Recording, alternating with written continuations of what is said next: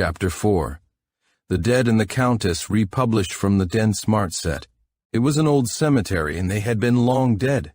Those who died nowadays were put in the new burying place on the hill, close to the Bois d'Amour, and within sound of the bells that called the living to Mass. But the little church where the Mass was celebrated stood faithfully beside the older dead. A new church, indeed, had not been built in that forgotten corner of Finisterre for centuries, not since the Calvary on its pile of stones had been raised in the tiny square, surrounded then, as now perhaps, by grey naked cottages, not since the castle with its round tower, down on the river, had been erected for the Counts of Quaysac, but the stone walls enclosing that ancient cemetery had been kept in good repair, and there were no weeds within or toppling headstones. It looked cold and grey and desolate, like all the cemeteries of Brittany, but it was made hideous neither by tawdry gewgaws nor the license of time. And sometimes it was close to a picture of beauty. When the village celebrated its yearly pardon, a great procession came out of the church, priests in glittering robes, young men in their gala costume of black and silver, holding flashing standards aloft, and many maidens in flapping white headdress and collar, black frocks and aprons flaunting with ribbons and lace. They marched, chanting, down the road beside the wall of the cemetery, where lay the generations that in their day had held the banners and chanted the service of the pardon. For the dead were peasants and priests. The Quaysacs had their burying place in a hollow of the hills behind the castle, old men and women, who had wept and died for the fishermen that had gone to the Grand Pêche, and returned no more, and now and again a child slept there, those who walked past the dead at the pardoner, or after the marriage ceremony, or took part in any one of the minor religious festivals with which the Catholic village enlivens its existence. All young and old looked grave and sad, for the women from childhood know that their lot is to wait and dread and weep, and the men that the ocean is treacherous and cruel, but that bread can be wrung from no other master. Therefore the living have little sympathy for the dead who have laid down their crushing burden, and the dead under their stones slumber contentedly enough. There is no envy among them for the young who wander at evening and pledge their troth in the Bois d'Amour, only pity for the groups of women who wash their linen in the creek that flows to the river. They look like pictures in the green quiet book of nature, these women, in their glistening white headgear and deep collars, but the dead know better than to envy them, and the women and the lovers know better than to pity the dead. The dead lay at rest in their boxes, and thank God they were quiet and had found everlasting peace. And one day even this, for which they had patiently endured life, was taken from them. The village was picturesque, and there was none quite like it. Even in Finisterre, artists discovered it and made it famous. After the artists followed the tourists, and the old creaking and diligence became an absurdity. Brittany was the fashion for 3 months of the year, and wherever there is fashion there is at least one railway, the one built to satisfy the thousands who wished to visit the wild, sad beauties of the west of France was laid along the road beside the little cemetery of this tale. It takes a long while to awaken the dead. These heard neither the voluble working men nor even the first snort of the engine, and of course they neither heard nor knew of the pleadings of the old priest that the line should be laid elsewhere. One night he came out into the old cemetery and sat on a grave and wept, for he loved his dead, and felt it to be a tragic pity that the greed of money, and the fever of travel, and the petty ambitions of men whose place was in the great cities where such ambitions were born, should shatter forever the holy calm of those who had suffered so much on earth. He had known many of them in life, for he was very old, and although he believed, like all good Catholics, in heaven and purgatory and hell, yet he always saw his friends as he had buried them, peacefully asleep in their coffins, the souls lying with folded hands like the bodies that held them, patiently awaiting the final call. He would never have told you, this good old priest, that he believed heaven to be a great echoing palace in which God and the archangels dwelt alone waiting for that great day when the elected dead should rise and enter the presence together. For he was a simple old man who had read and thought little, but he had a zigzag of fancy in his humble mind, and he saw his friends and his ancestors' friends, as I have related to you, soul and body in the deep undreaming sleep of death, but sleep, not a rotted body deserted by its affrighted mate. And to all who sleep there comes, sooner or later, the time of awakening. He knew that they had slept through the wild storms that rage on the coast of Finisterre, when ships are flung on the rocks and trees crash down in the Bois d'Amour. He knew that the soft, slow chantings of the pardon never struck a chord in those frozen memories, meager and monotonous as their store had been, nor the bagpipes. Down in the open village hall, a mere roof on poles, when the bride and her friends danced for 3 days without a smile on their sad brown faces. All this the dead had known in life, and it could not disturb nor interest them now. But that hideous intruder from modern civilization, a train of cars with a screeching engine, that would shake the earth which held them and rend the peaceful air with such discordant sounds that neither dead nor living could sleep. His life had been one long unbroken sacrifice, and he sought in vain to imagine one greater, which he would cheerfully assume could this disaster be spared his dead. But the railway was built, and the first night the train went screaming by, shaking the earth and rattling the windows of the church, he went out and sprinkled every grave with holy water, and thereafter twice a day, at dawn and at night, as the train tore a noisy tunnel in the quiet air, like the plebeian upstart it was, he sprinkled every grave, rising sometimes from a bed of pain, at other times defying wind and rain and hail, and for a while he believed that his holy device had deepened the sleep of his dead, locked them beyond the power of man to awake. But one night he heard them muttering. It was late. There were but a few stars on a black sky. Not a breath of wind came over the lonely plains beyond, or from the sea. There would be no wrecks tonight, and all the world seemed at peace. The lights were out in the village. One burned in the tower of Crossac, where the young wife of the Count lay ill. The priest had been with her when the train thundered by, and she had whispered to him, "Would that I were on it! Oh, this lonely, lonely land! This cold echoing chateau with no one to speak to day after day! If it kills me, c'est mon père, make him lay me in the cemetery by the road, that twice a day I may hear the train go by, the train that goes to Paris. If they put me down there over the hill, I will shriek in my coffin every night." The priest had ministered as best he could to the ailing soul of the young noblewoman, with whose like he seldom dealt, and hastened back to his dead. He mused, as he toiled along the dark road with rheumatic legs, on the fact that the woman should have the same fancy as himself. If she is really sincere, poor young thing, he thought aloud, I will forbear to sprinkle holy water on her grave. For those who suffer while alive should have all they desire after death, and I am afraid the Count neglects her. But I pray God that my dead have not heard that monster tonight. And he tucked his gown under his arm and hurriedly told his rosary. But when he went about among the graves with the holy water, he heard the dead muttering. "Jean-Marie," said a voice, fumbling among its unused tones for forgotten notes. "Art thou ready? Surely that is the last call." "Nay, nay," rumbled another voice. "That is not the sound of a trumpet, Francois. That will be sudden and loud and sharp, like the great blasts of the north when they come plunging over the sea from out the awful gorges of Iceland. Dost thou remember them, Francois? Thank the good God they spared us to die in our beds with our grandchildren about us, and only the little wind sighing in the Bois d'Amour.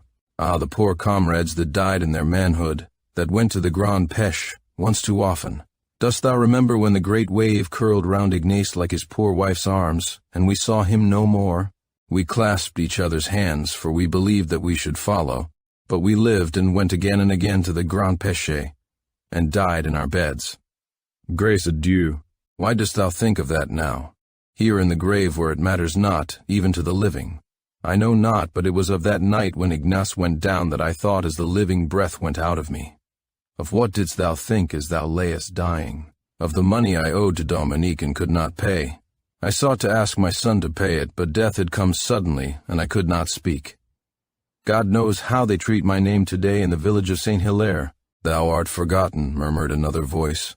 I died 40 years after thee, and men remember not so long in Finisterre. But thy son was my friend, and I remember that he paid the money. And my son, what of him? Is he too here? Nay, he lies deep in the northern sea. It was his second voyage, and he had returned with a purse for the young wife the first time, but he returned no more, and she washed in the river for the dames of Crossac, and by she died. I would have married her, but she said it was enough to lose one husband. I married another, and she grew 10 years in every 3 that I went to the Grande Pêche. Alas for Brittany, she has no youth. And thou, wert thou an old man when thou camest here? 60. My wife came first, like many wives. She lies here. Jean, is thy voice my husband? Not the Lord Jesus Christ's. What miracle is this? I thought that terrible sound was the trump of doom. It could not be, old Jean, for we are still in our graves. When the trump sounds, we shall have wings and robes of light, and fly straight up to heaven. Hast thou slept well? Aye. But why are we awakened? Is it time for purgatory, or have we been there? The good God knows. I remember nothing. Art frightened? Would that I could hold thy hand, as when thou didst slip from life into that long sleep thou didst fear, yet welcome. I am frightened, my husband, but it is sweet to hear thy voice, hoarse and hollow as it is from the mold of the grave. Thank the good God thou didst bury me with the rosary in my hands. And she began telling the beads rapidly. If God is good, cried Francois harshly, and his voice came plainly to the priest's ears, as if the lid of the coffin had rotted. Why are we awakened before our time? What foul fiend was it that thundered and screamed through the frozen avenues of my brain? Has God, perchance, been vanquished, and does the evil one reign in his stead? Tut, tut, thou blasphemest. God reigns, now and always. It is but a punishment he has laid upon us for the sins of earth. Truly we were punished enough before we descended to the peace of this narrow house. Ah, but it is dark and cold. Shall we lie like this for an eternity, perhaps? On earth we longed for death, but feared the grave. I would that I were alive again, poor and old and alone and in pain. It were better than this. Curse the foul fiend that woke us. Curse not my son, said a soft voice, and the priest stood up and uncovered and crossed himself, for it was the voice of his aged predecessor. I cannot tell thee what this is that has rudely shaken us in our graves and freed our spirits of their blessed thraldom, and I like not the consciousness of this narrow house, this load of earth on my tired heart. But it is right, it must be right, or it would not be at all. Ah, me! For a baby cried softly, hopelessly, and from a grave beyond came a mother's anguished attempt to still it. Ah, the good God, she cried. I, too, thought it was the great call, and that in a moment I should rise and find my child and go to my Ignace whose bones lie white on the floor of the sea. Will he find them, my father, when the dead shall rise again? To lie here in doubt, that were worse than life. Yes, yes, said the priest, all will be well, my daughter. But all is not well, my father, for my baby cries and is alone in a little box in the ground. If I could claw my way to her with my hands, but my old mother lies between us. Tell your beads, commanded the priest sternly. Tell your beads, all of you. All ye that have not your beads, say the Hail Mary 100 times. Immediately a rapid, monotonous muttering arose from every lonely chamber of that desecrated ground. All obeyed but the baby, who still moaned with the hopeless grief of deserted children. The living priest knew that they would talk no more that night, and went into the church to pray till dawn. He was sick with horror and terror, but not for himself. When the sky was pink and the air full of the sweet sense of morning, and a piercing scream tore a rent in the early silences, he hastened out and sprinkled his graves with a double allowance of holy water. The train rattled by with 2 short derisive shrieks, and before the earth had ceased to tremble, the priest laid his ear to the ground. Alas, they were still awake. The fiend is on the wing again, said Jean-Marie, but as he passed I felt as if the finger of God touched my brow. It can do us no harm. I too felt that heavenly caress, exclaimed the old priest. And I, and I, and I, came from every grave but the baby's. The priest of earth, deeply thankful that his simple device had comforted them, went rapidly down the road to the castle. He forgot that he had not broken his fast nor slept. The Count was one of the directors of the railroad, and to him he would make a final appeal. It was early, but no one slept at Crossac. The young Countess was dead. A great bishop had arrived in the night and administered extreme unction. The priest hopefully asked if he might venture into the presence of the bishop. After a long wait in the kitchen, he was told that he could speak with Monsieur l'Évêque. He followed the servant up the wide spiral stair of the tower, and from its 28th step entered a room hung with purple cloth stamped with golden fleurs-de-lis. The bishop lay 6 feet above the floor on one of the splendid carved cabinet beds that are built against the walls in Brittany. Heavy curtains shaded his cold white face. The priest, who was small and bowed, felt immeasurably below that august presence and sought for words.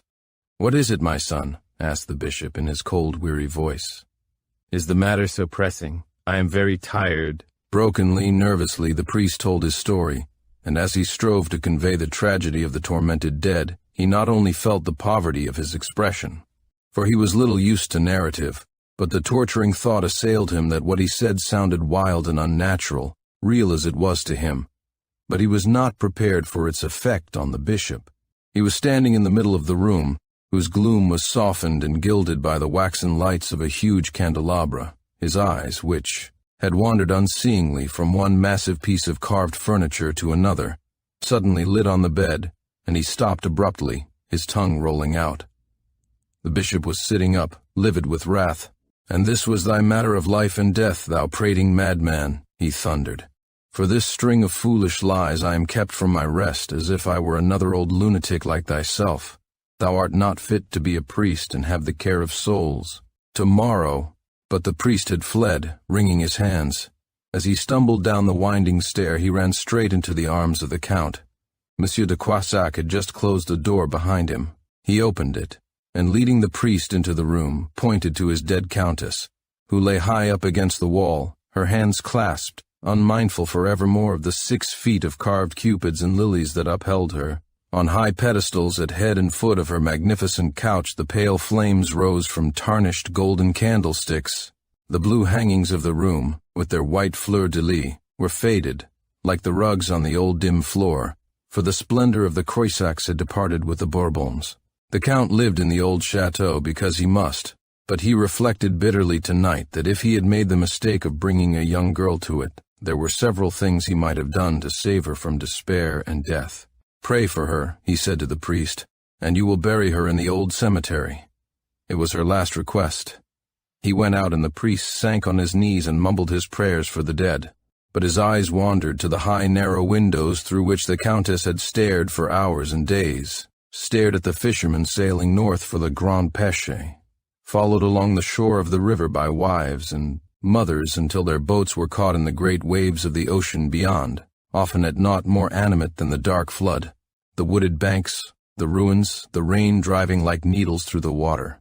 The priest had eaten nothing since his meager breakfast at 12 the day before, and his imagination was active.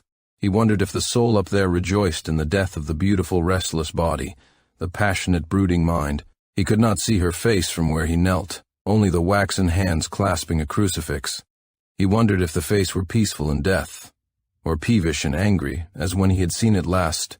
If the great change had smoothed and sealed it, then perhaps the soul would sink deep under the dark waters, grateful for oblivion, and that cursed train could not awaken it for years to come. Curiosity succeeded wonder. He cut his prayers short, got to his weary, swollen feet, and pushed a chair to the bed. He mounted it, and his face was close to the dead woman's. Alas, it was not peaceful.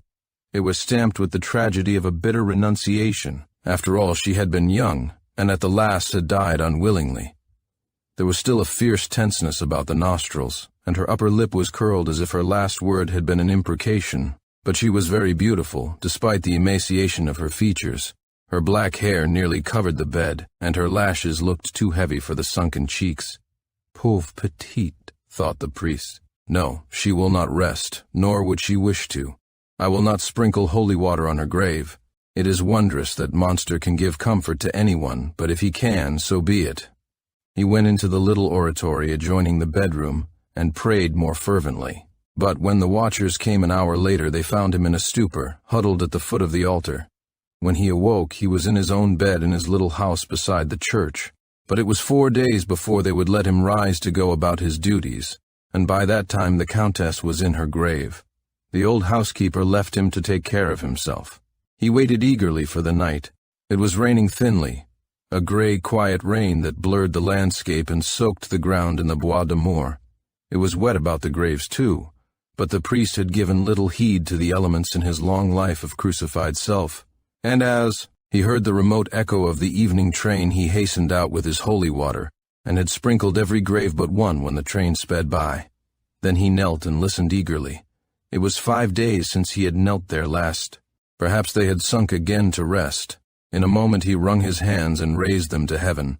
All the earth beneath him was filled with lamentation. They wailed for mercy, for peace, for rest. They cursed the foul fiend who had shattered the locks of death, and among The voices of men and children, the priest distinguished the quavering notes of his aged predecessor, not cursing, but praying with bitter entreaty. The baby was screaming with the accents of mortal terror, and its mother was too frantic to care. "Alas," cried the voice of Jean-Marie, "that they never told us what purgatory was like. What do the priests know? When we were threatened with punishment of our sins, not a hint did we have of this. To sleep for a few hours, haunted with the moment of awakening, then a cruel insult from the earth that is tired of us, and the orchestra of hell, again and again and again. Oh God, how long, how long?" The priest stumbled to his feet and ran over graves and paths to the mound above the countess. There he would hear a voice praising the monster of night and dawn, a note of content in this terrible chorus of despair which he believed would drive him mad. He vowed that on the morrow he would move his dead, if he had to unbury them with his own hands and carry them up the hill to graves of his own making. For a moment he heard no sound. He knelt and laid his ear to the grave, then pressed it more closely and held his breath. A long rumbling moan reached it, then another and another, but there were no words. "Is she moaning in sympathy with my poor friends?" he thought, "or have they terrified her? Why does she not speak to them? Perhaps they would forget their plight were she to tell them of the world they have left so long.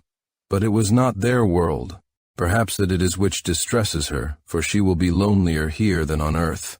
Ah!" A sharp, horrified cry pierced to his ears, then a gasping shriek, and another, all dying away in a dreadful, smothered rumble. The priest rose and wrung his hands, looking to the wet skies for inspiration. "Alas," he sobbed, "she is not content. She has made a terrible mistake. She would rest in the deep, sweet peace of death, and that monster of iron and fire and the frantic dead about her are tormenting a soul so tormented in life. There may be rest for her in the vault behind the castle, but not here. I know, and I shall do my duty, now at once." He gathered his robes about him, and ran as fast as his old legs and rheumatic feet would take him towards the chateau, whose lights gleamed through the rain. On the bank of the river he met a fisherman, and begged to be taken by boat. The fisherman wondered, but picked the priest up in his strong arms, lowered him into the boat, and rowed swiftly towards the chateau. When they landed, he made fast. "I will wait for you in the kitchen, my father," he said, and the priest blessed him and hurried up to the castle. Once more he entered through the door of the great kitchen, with its blue tiles, its glittering brass and bronze warming pans which had comforted nobles and monarchs in the days of cross-ox splendor. He sank into a chair beside the stove while a maid hastened to the count. She returned while the priest was still shivering, and announced that her master would see his holy visitor in the library. It was a dreary room where the count sat waiting for the priest, and it smelled of musty calf, for the books on the shelves were old. A few novels and newspapers lay on the heavy table. A fire burned on the andirons, but the paper on the wall was very dark and the fleurs-de-lis were tarnished and dull. The count, when at home, divided his time between this library and the water, when he could not chase the boar or the stag in the forests, but he often went to Paris, where he could afford the life of a bachelor in a wing of his great hotel. He had known too much of the extravagance of women to give his wife the key of the faded salons. He had loved the beautiful girl when he married her, but her repinings and bitter discontent had alienated him, and during the past year he had held himself aloof from her in sullen resentment. Too late he understood and dreamed passionately of atonement. She had been a high-spirited, brilliant, eager creature, and her unsatisfied mind had dwelt constantly on the world she had vividly enjoyed for 1 year, and he had given her so little in return. He rose as the priest entered, and bowed low. The visit bored him, but the good old priest commanded his respect. Moreover, he had performed many offices and rites in his family. He moved a chair towards his guest, but the old man shook his head and nervously twisted his hands together. "Alas, Monsieur le Comte," he said, "it may be that you too will tell me that I am an old lunatic, as did Monsieur l'Evêque. Yet I must speak, even if you tell your servants to fling me out of the chateau." The Count had started slightly. He recalled certain acid comments of the bishop, followed by a statement that a young curate should be sent gently to supersede the old priest who was in his dotage, but he replied suavely, "You know, my father, that no one in this castle will ever show you disrespect. Say what you wish, have no fear, but will you not sit down? I am very tired." The priest took the chair and fixed his eyes appealingly on the Count. "It is this, monsieur." He spoke rapidly, lest his courage should go. That terrible train with its brood of iron and live coals and foul smoke and screeching throat has awakened my dead. I guarded them with holy water and they heard it not, until one night when I missed. I was with Madame as the train shrieked by shaking the nails out of the coffins. I hurried back, but the mischief was done. The dead were awake. The dear sleep of eternity was shattered. They thought it was the last trump and wondered why they still were in their graves. But they talked together and it was not so bad at the first. But now they are frantic. They are in hell, and I have come to beseech you to see that they are moved far up on the hill. Ah, think, monsieur, what it is to have the last long sleep of the grave so rudely disturbed, the sleep for which we live and endure so patiently." He stopped abruptly and caught his breath. The Count had listened without change of countenance, convinced that he was facing a madman. But the farce wearied him, and involuntarily his hand had moved towards a bell on the table. "Ah, monsieur, not yet, panted the priest. "It is of the Countess I came to speak. I had forgotten. She told me she wished to lie there and listen to the train go by to Paris, so I sprinkled no holy water on her grave. But she too is wretched and horror-stricken, monsieur. She moans and screams. Her coffin is new and strong, and I cannot hear her words, but I have heard those frightful sounds from her grave tonight, monsieur, I swear it on the cross. Ah, monsieur, thou dost believe me at last for the Count, as white as the woman had been in her coffin, and shaking from head to foot, had staggered from his chair and was staring at the priest as if he saw the ghost of his Countess.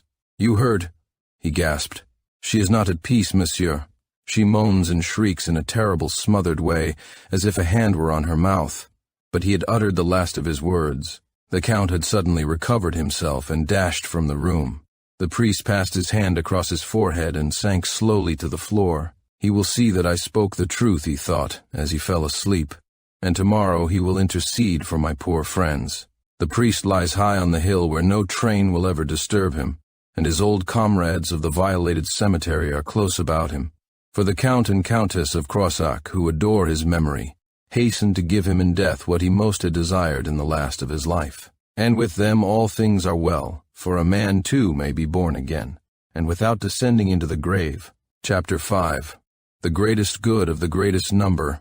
Morton Blaine returned to New York from his brief vacation to find awaiting him a frantic note from John Schuyler, the man nearer to him than any save himself, imploring him to come at once. The appeal was supplemented with the usual intimation that the service was to be rendered to God rather than to man. The note was 24 hours old. Blaine, without changing his traveling clothes, rang for a cab and was driven rapidly up the avenue. He was a man of science, not of enthusiasms, cold, unerring, brilliant, a superb intellectual machine, which never showed a fleck of rust, unremittingly polished, and enlarged with every improvement. But for one man he cherished an abiding sympathy. To that man he hastened on the slightest summons, as he hastened now. They'd been intimate in boyhood, then in later years through mutual respect for each other's high abilities and ambitions. As the cab rolled over the asphalt of the avenue, Blaine glanced idly at the stream of carriages returning from the park, lifting his hat to many of the languid pretty women. He owed his minor fame to his guardianship of fashionable nerves. He could calm hysteria with a pressure of his cool, flexible hand, or a sudden modulation of his harsh voice, and women dreaded his wrath. There were those who averred that his eyes could smoke. He leaned forward and raised his hat with sudden interest. She who returned his bow was as cold in her coloring as a winter night, but possessed a strength of line and depth of eye which suggested to the analyst her power to give the world a shock. Did circumstance cease to run abreast of her? She was leaning back indolently in the open carriage, the sun slanting into her luminous skin and eyes, her face locked for the benefit of the chance observer. Although she conversed with the faded individual at her side, as her eyes met those of the doctor, her mouth convulsed suddenly, and a glance of mutual understanding passed between them. Then she raised her head with a defiant, almost reckless movement. Blaine reached his friend's house in a moment. The man who had summoned him was walking aimlessly up and down his library. He was unshaven, his hair and his clothing were disordered. His face had the modern beauty of strength and intellect and passion and weakness. A flash of relief illuminated it as Blaine entered. "She has been terrible," he said, "terrible. I have not had the courage to call in anyone else, and I am worn out. She is asleep now, and I got out of the room for half an hour. The nurse is exhausted too. Do stay tonight. I will stay. Let us go upstairs. As they reached the second landing, two handsome children romped across the hall and flung themselves upon their father. Where have you been? They demanded. Why do you shut yourself up on the third floor with Mama all the time? When will she get well? Schuyler kissed them and bade them return to the nursery. How long can I keep it from them? He asked bitterly. What an atmosphere for children. My children to grow up in. If you would do as I wish and send her where she belongs, I shall not. She is my wife. Moreover, concealment would then be impossible.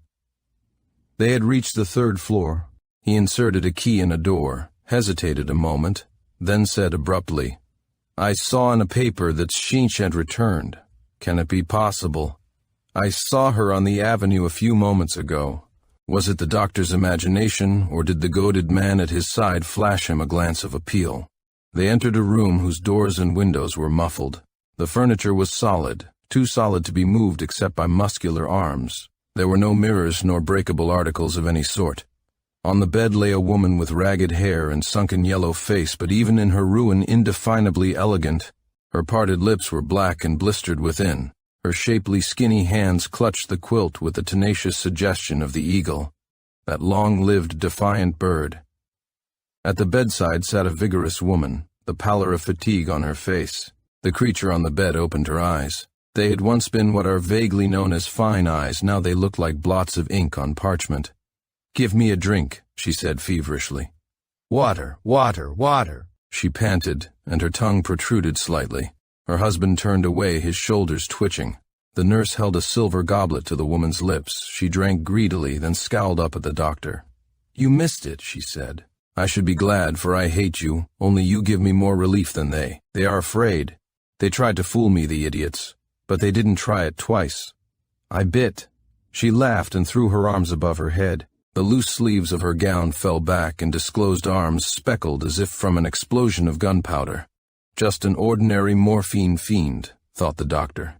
And she is the wife of John Schuyler. An hour after dinner he told the husband and nurse to go to bed. For a while he read, the woman sleeping profoundly. The house was absolutely still, or seemed to be. Had pandemonium reigned, he could hardly have heard an echo of it from this isolated room. The window was open but looked upon roofs and backyards. No sound of carriage wheels rose to break the quiet. Despite the stillness, the doctor had to strain his ear to catch the irregular breathing of the sick woman. He had a singular feeling, although the most unimaginative of men, that this third floor, containing only himself and the woman, had been sliced from the rest of the house and hung suspended in space, independent of natural laws. It was after the book had ceased to interest him that the idea shaped itself, born of another as yet unacknowledged, skulking in the recesses of his brain.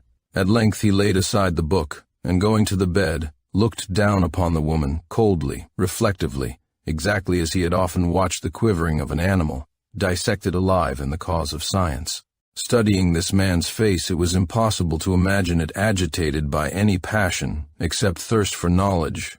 The skin was as white as marble, the profile was straight and mathematical, the mouth a straight line, the chin as square as that of a chiseled fate. The jaw was prominent, powerful, relentless. The eyes were deeply set and gray as polished steel. The large brow was luminous, very full, an index to the terrible intellect of the man. As he looked down on the woman, his thin nostrils twitched once and his lips compressed more firmly. Then he smiled. It was an odd, almost demoniacal smile. A physician, he said half aloud, has almost as much power as God. The idea strikes me that we are the personification of that useful symbol. He plunged his hands into his pockets and walked up and down the long, thickly carpeted room. These are the facts in the case, he continued. The one man I love and unequivocally respect is tied hand and foot to that unsexed, dehumanized morphine receptacle on the bed. She is hopeless. Every known specific has failed, must fail, for she loves the vice. He has one of the best brains of this day, prolific in brains, a distressing capacity for affection, human to the core. At the age of 42, in the maturity of his mental powers, he carries with him a constant, sickening sense of humiliation, a proud man. He lives in daily fear of exposure and shame. At the age of 42, In the maturity of his manhood, he meets the woman who conquers his heart, his imagination, who compels his faith by making other women abhorrent to him, who allures and maddens with the certainty of her power to make good his ideal of her. He cannot marry her. That animal on the bed is capable of living for 20 years. So much for him, a girl of 28 whose wealth and brain and beauty, and that other something that has not yet been analyzed and labeled, have made her a social star who has come to wonder, then to resent, then to yawn at the general vanity of life, is suddenly swept out of her calm orbit by a man's passion, and, with the swiftness of decision natural to her, goes to Europe. She returns in less than 3 months. For these two people there is but one sequel. The second chapter will be written the first time they are alone. Then they will go to Europe. What will be the rest of the book? First there will be an ugly and reverberating scandal. In the course of a year or two she will compel him to return in the interest of his career. She will not be able to remain. So proud a woman could not stand the position. Again he will go with her. In a word, my friend's career will be ruined. So many novelists and reporters have written the remaining chapters of this sort of story that it is hardly worthwhile for me to go any further. So much for them. Let us consider the other victims. The children. A morphine mother in an asylum, a father in a strange land with a woman who is not his wife, the world cognizant of all the facts of the case. They grow up at odds with society. Result, they are morbid, warped, unnormal. In trite old English, their lives are ruined, as are all lives that have not had a fair chance. He returned abruptly to the bedside. He laid his finger on the woman's pulse. No morphine tonight, and she dies. A worthless wretch is sent where she belongs. 4 people are saved. His breast swelled. His gray eyes seemed literally to send forth smoke. They suggested some noiseless, deadly weapon of war. He exclaimed aloud, "My God, what a power to lie in the hands of one man! I stand here the arbiter of 5 destinies. It is for Shimmy to say whether 4 people shall be happy or wretched, saved or ruined. I might say with Nero, 'I am God,'" he laughed. "I am famed for my power to save where others have failed. I am famed in the comic weeklies for having ruined the business of more undertakers than any physician of my day. That has been my role, my professional pride. I have never felt so proud as now." The woman, who had been moving restlessly for some time, twitched suddenly and uncontrollably. She opened her eyes. "Give it to me, quick," she demanded. Her voice, always querulous, was raucous. Her eyes were wild. "No," he said deliberately, "you will have no more morphine, not a drop." She stared at him incredulously, then laughed. "Stop joking," she said roughly. "Give it to me, quick, quick. I am very weak." "No," he said. Then, as he continued to hold her eyes, her own gradually expanded with terror. She raised herself on one arm. "You mean that?" she asked. "Yes." He watched her critically. "She would be interesting. You are going to cure me with drastic measures, since others have failed." "Possibly." Her face contracted with hatred. She had been a rather clever woman, and she believed that he was going to experiment with her. But she had also been a strong-willed woman, and used to command since babyhood. "Give me that morphine," she said imperiously. "If you don't, I'll be dead before morning." He stood imperturbable. She sprang from the bed and flung herself upon him, strong with anger and apprehension. "Give it to me," she screamed. "Give it to me!" And she strove to bite him. He caught her by the shoulder and held her at arm's length. She writhed and struggled and cursed. Her oaths might have been learned in the gutter. She kicked at him and strove to reach him with her nails, clawing the air. She looked like a witch on a broomstick. What an exquisite bride she was, he thought, and what columns of rubbish have been printed about her and her entertainments. The woman was shrieking and struggling. "Give it to me, you brute, you fiend. I always hated you. Give it to me, I am dying, I am dying. Help, help." But the walls were padded, and she knew it. He permitted her to fling herself upon him, easily brushing aside her jumping fingers and snapping teeth. He knew that her agony was frightful. Her body was a network of hungry nerves. The diseased pulp of her brain had ejected every thought but one. She squirmed like an old autumn leaf about to fall. Her ugly face became tragic. The words shot from her dry, contracted throat. "Give me the morphine! Give me the morphine!" Suddenly realizing the immutability of the man in whose power she was, she sprang from him and ran frantically about the room, uttering harsh, bleat-like cries. She pulled open the drawers of a chest, rummaging among its harmless contents, gasping, quivering, bounding, as her tortured nerves commanded. When she had littered the floor with the contents of the chest, she ran about screaming hopelessly. The doctor shuddered, but he thought of the 4 innocent people in her power, and in his... She fell in a heap on the floor, biting the carpet, striking out her arms aimlessly, tearing her nightgown into strips, then lay quivering, a hideous, speckled, uncanny thing who should have been embalmed and placed beside the Venus of Milo. She raised herself on her hands and crawled along the carpet, casually at first, as a man stricken in the desert may, half-consciously, continue his search for water. Then the doctor, intently watching her, saw an expression of hope leap into her bulging eyes. She scrambled past him towards the washstand. Before he could define her purpose, she had leaped upon a goblet inadvertently left there and had broken it on the marble. He reached her just in time to save her throat. Then she looked up at him pitifully. "Give it to me!" She pressed his knees to her breast. The red, burned-out tear ducts yawned. The tortured body stiffened and relaxed. Poor wretch, she thought. But what is the physical agony of a night to the mental anguish of a lifetime? Once, she gasped, "or kill me." Then, as he stood implacable, "Kill me, kill me." He picked her up, put a fresh nightgown on her, and laid her on the bed. She remained as he placed her, too weak to move, her eyes staring at the ceiling above the big 4-posted bed. He returned to his chair and looked at his watch. She may live 2 hours, he thought. Possibly 3. It is only 12. There is plenty of time. The room grew as still as the mountain top whence he had that day returned. He attempted to read, but could not. The sense of supreme power filled his brain. He was the gigantic factor in the fates of 4. Then circumstance, the outwardly wayward, the ruthlessly sequential, played him an ugly trick. His eyes, glancing idly about the room, were arrested by a big old-fashioned rocking chair. There was something familiar about it. Soon he remembered that it resembled one in which his mother used to sit. She had been an invalid, and the most sinless and unworldly woman he had ever known. He recalled, with a touch of the old impatience, how she had irritated his active, aspiring, essentially modern mind with her cast-iron precepts of right and wrong. Her conscience flagellated her, and she had striven to develop her sons to the goodly proportion of her own. As he was naturally a truthful and upright boy, he resented her homilies mightily. "Conscience," he once broke out impatiently, "has made more women bores, more men failures than any 10 vices in the rogue's calendar." She had looked in pale horror and taken refuge in an axiom: "Conscience makes cowards of us all." He moved his head with involuntary pride. The greatest achievement of civilization was the triumph of the intellect over inherited impressions.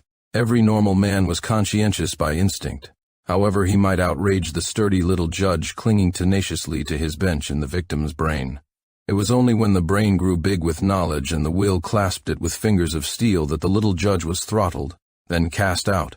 Conscience. What was it like? The doctor had forgotten. He had never committed a murder nor a dishonorable act. Had the impulse of either been in him, his cleverness would have put it aside with a smile of scorn. He had never scrupled to thrust from his path whoever or whatever stood in his way, and had stridden on without a backward glance. His profession had involved many experiments that would have made quick havoc of even the ordinary man's conscience. Conscience. An awkward guest for an unsuspected murderer, for the groundling whose heredity had not been conquered by brain. Fancy being pursued by the specter of the victim. The woman on the bed gave a start and groan that recalled him to the case in hand. He rose and walked quickly to her side. Her eyes were closed, her face was black with congested blood. He laid his finger on her pulse. It was feeble. "It will not be long now," he thought. He went toward his chair. He felt a sudden distaste for it, a desire for motion. He walked up and down the room rather more rapidly than before. If I were an ordinary man, he thought, I suppose that tortured creature on the bed would haunt me to my death. Rot. A murderer I should be called if the facts were known, I suppose. Well, she is worse. Did I permit her to live, she would make the living hell of 4 people. The woman gave a sudden, awful cry.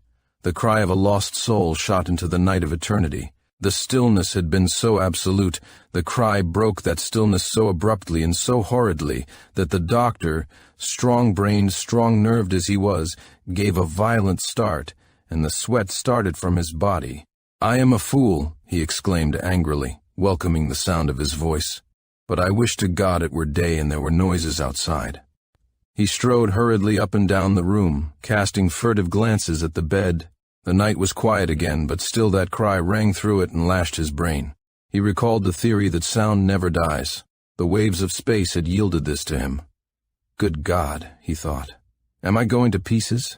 If I let this wretch, this criminal die, I save 4 people. If I let her live, I ruin their lives. The life of a man of brain and pride and heart, the life of a woman of beauty and intellect and honor, the lives of 2 children of unknown potentialities, for whom the world has now a warm heart. The greatest good of the greatest number, the principle that governs civil law. Has not even the worthy individual been sacrificed to it again and again? Does it not hang the criminal dangerous to the community, and is that called murder? What am I at this moment but law epitomized? Shall I hesitate? My God, am I hesitating? Conscience, is it that? A superfluous instinct transmitted by my ancestors and coddled by a woman. Is it that which has sprung from its grave, rattling its bones? Say, conscience makes it, oh, shame that I should succumb when so much is at stake, that I should hesitate when the welfare of 4 human beings trembles in the balance, that in the moment of my supreme power I should falter." He returned to the woman. He reached his finger toward her pulse, then hurriedly withdrew it and resumed his restless march. "This is only a nightmare, born of the night and the horrible stillness. Tomorrow in the world of men it will be forgotten, and I shall rejoice. But there will be recurring hours of stillness, of solitude. Will this night repeat itself? Will that thing on the bed haunt me? Will that cry shriek in my ears? Oh, shame on my selfishness. What am I thinking of?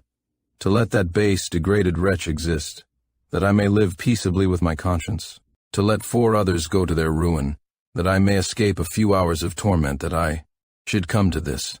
The greatest good of the greatest number, the greatest, conscience makes cowards of us all."